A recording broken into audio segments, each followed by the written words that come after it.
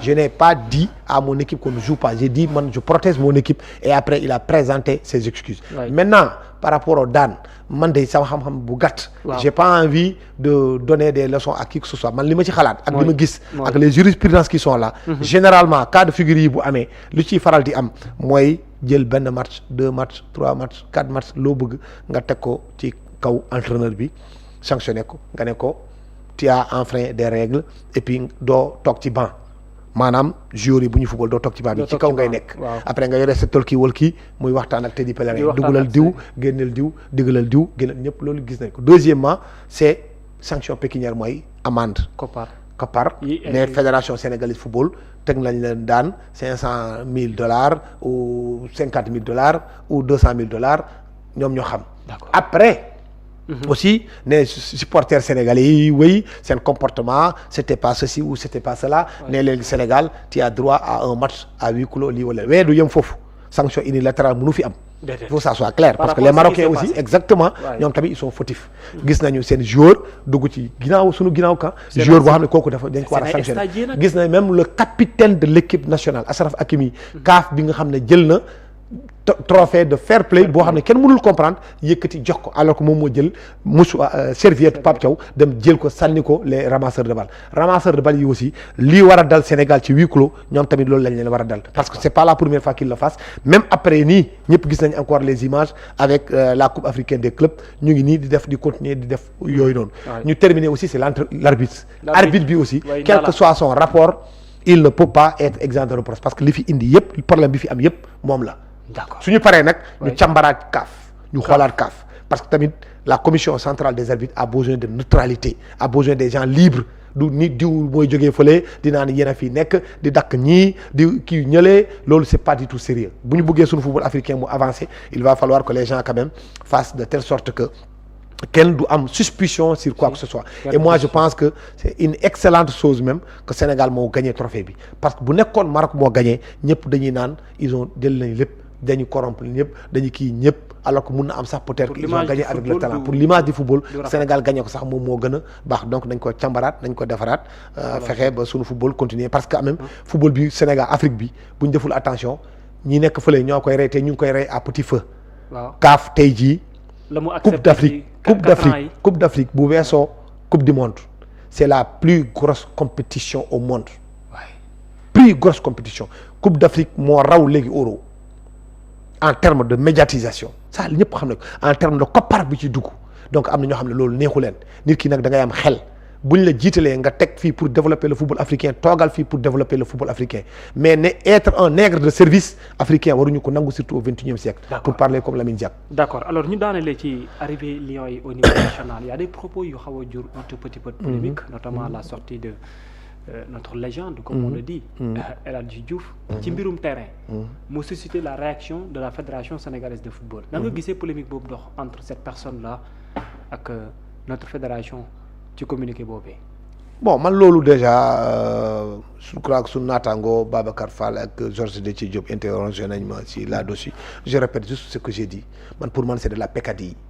aujourd'hui li ñu soxla mooy dajale sunu force Sénégal yépp dajale sunu force kii El Hadji Diouf tout le monde le connaît amul kenn ko gën a xam El Hadji Diouf ko Abdoulaye Seydou Sow kooku amu fi il le connaît très bien El Hadji Diouf il a une façon de le gérer c'est un agent de la Fédération sénégalaise de football il est payé par la Fédération sénégalaise de football bu defee naka su dul noonu mais lan mooy postam réellement El Hadji Diouf il est ambassadeur des équipes nationales loolu mooy postam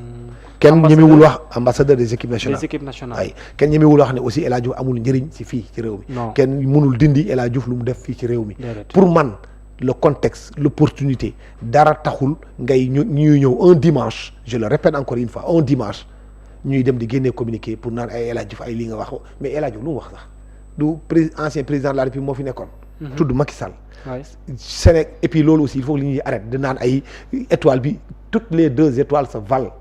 nit ñi nañu bàyyi di diviser les Sénégalais c'est pas bon ce que les gens font Ablaye Fall ak Augustin Senghor font ils sont un exemple au niveau de la Confédération africaine de football kii dafa nekkoon fii keneen ki gagné ko ñu continuer di ànd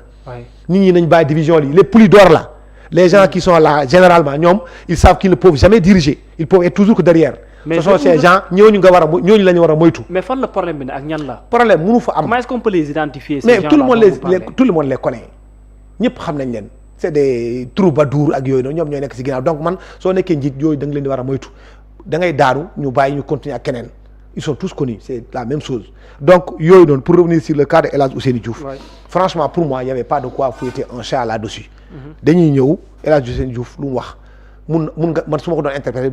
mun naa wax ne sax est-ce que ce ne sont pas même des joueurs qui l'ont dit El Hadj bon écoute ñun compte tenu de ceci ou cela yow yaay suñu mag yaay suñu truc donc je crois que waxal ñu lii parce que quand même président de la République Macky Sall bu mu fi nekkee en 2022 peu importe oui mais c'est l'opportunité parce qu'il y a ce qu'on appelle l'opportunité. Faut en profiter mais exactement pour passer le message. Et il a dit mais et après tout le monde tous les journalistes sportifs informés dans ce pays là xam nañu question boobu presque féete na ci ginnaaw tout le monde sait que Ousmane Sonko et le régime bien sûr de Bassirou Diomaye Faye ils ont résolu cette question là bientôt c'est terminé on passe à autre chose. D'accord. Un régime est venu il fallait que ñu càmbar xool si tout ce qui a été fait dans les règles de l'art. Tout le monde se souvient quand même que dans au niveau du foncier de Mbour 4 ba Ndakaaru tout le monde a vu ce qui s'est passé ils ont tout arrêté et après les choses sont en train de reprendre petit à petit côté boobu amul benn problème surtout que pour man dañu war a fédérer nos forces am nañu lu ñu doy sëkk dem xeexi feneen que dañuy indi fii des divisions à l'interne mais bien sûr di xuloo di xiiro et puis deuxièmement pour terminer foofu sur le cas El Hadj Diouf c'était pas la peine de faire un communiqué un agent mais looy doyee communiqué ci loolu mais on ne peut pas passer communiquer rek lu xew aussi mais attends tegoon ko ci ruq waxtaan ak moom man su ma doon conseil Abdoulaye Fall loolu laa koy wax El Hadj Ousseynou Diouf moi je le connais très bien depuis qu'il était joueur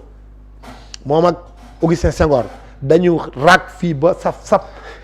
avant muy dugg dans la fédération sénégalaise et bu mu duggee ba léegi tey jii il va ñëpp xam nañ ñu mu demee donc on peut même dire que on aurait dû ñoom ñaar ils auraient dû même accorder leur violon depuis très longtemps ñu continuer di liggéey entre def kii liggéey noo ensemble à l'époque moi j'ai dénoncé l'attitude que El Hadj Diouf avait vis-à-vis de l'équipe nationale du Sénégal mais dans ce cas de figure là je le soutiens mais même non moom ak Aliou Cissé sax affaire bi jàll na c'est avant Aliou Cissé Aliou Diouf ay des comportements yoo xam ne da doon kii ak fédération bii nii ainsi de suite mais lii da nga koy woo El Hadj da nga koy woo nga ne ko bon écoute El Hadj cette question là elle est bientôt derrière nous dañuy bëgg nag léegi désormais booy waxati ces histoires de trucs là tagguñu au moins laaj ñu par exemple il a fait une tribune dans le monde si ñun nga bokk on t'aime bien tout ce que tu as représenté pour le pays kenn mënu ko fi dindi mais il y a des choses yoo xam ne lii la war a demee nii la war a demee même temps ta tribune que tu as publié dans le monde c'est pas normal mais boo ma ko joxoon mënoon naa ko jël ma bindaatee ko neneen ma jox la nga dem publier ko loolu waxtaan la excusez-moi mais taxaw di ko ŋañi ba gars yi di ci def ay débat mais moi c'est ça que je mais ñenn ñi jàpp ne c'est la politique ñenn ñi jàpp ne politique bi moo commencé peut-être mais loolu interprétation la parce que xam nga léegi ñoom def nañu communiquer mun na am sax ñoom defuñu politique mais les journalistes kenn mënu leen tere interpréter ñu ngi interpréter naan oui c'est de la politique qui est derrière oui les gens ils veulent transhumer ku nekk mu ngi wax loo xam ne kii wul xam nga loolu yëpp pourquoi loolu yëpp parce que communiqué bi moo ko indi alors que buñ ko woowoon waxtaan ak moom lii yëpp du am deuxièmement la fédération dispose des moyens de coercition à l'intérieur agent benn comportement yéen a ngi nekk fii soo leen defee naka su dul noonu salaam day jël décision da lay woo mu avertir la première fois nga defaat ñu avertir la deuxième fois mu am blâme troisième fois mu am ceci mu cela ba am radiation mais c'est comme ça que ça fonctionne mais munoo yow benn matin comme si voilà et après nag tu donnes du moulin tu apportes du moulin à l'eau de vos détracteurs d'autant plus que pour man période bi ñu nekk nii lu ñu soxla mooy journaliste bi ak unité muy homme politique ak muy société civile lu ñu soxla mooy unité xëccandoo dóorandoo défendre suñu sélectionneur national défendre suñu équipe nationale défendre suñu réew par rapport à l'injustice par rapport à la confédération africaine de football loolu mooy yoon mais pas nous diviser pour des peccadilles pour des brutis di c'est loolu divertissement la quoi laa ko mën a jàppee à la limite li muy yàq aussi moom exactement lu muy yàq moo ëpp lu muy defar et la preuve mu ngi nii imagine depuis bu mu génnee ba léegi ñu ngi si wax tout le monde en parle mais ça n'a pas de sens amul benn sens quel que soit nag mun na am sax ils ont raison même s'ils ont raison affaire bi bu indee polémique après nag les autres vont dire gis nga ñu ngi nii di reyante ak El Hadj Ousseynou Diouf ak yooyu